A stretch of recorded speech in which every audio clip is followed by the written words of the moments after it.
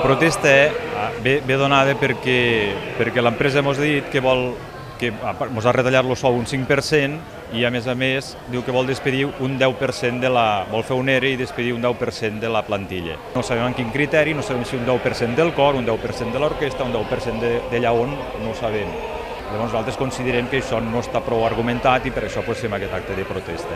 Nosaltres considerem que no som funcionaris, o sigui, nosaltres considerem que treballem per una empresa privada, per una fundació privada que rep diner públic.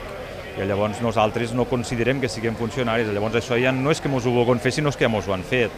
A la nòmina del mes de juny ja ha vingut retallada en el 5%.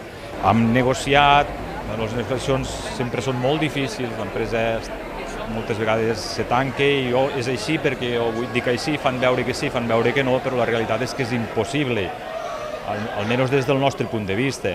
Ells m'imagino que diran que sí, que estan oberts a negociar i nosaltres també estem oberts a negociar i a parlar 40.000 vegades i a buscar solucions. Tenim pensat fer més coses, de moment aquesta havíem pensat també valorar fer-ho diversos dies més, ara veurem també, ara ens reunirem tots i valorarem també què passarà, què farem, cap a on tirarem. Em sembla que demà hi ha una reunió amb els advocats també per veure si poden fer alguna cosa ells o aclarir alguna altra cosa, amb els advocats del comitè d'empresa i està tot una miqueta així, tot embastat i tot així mig embaranyat.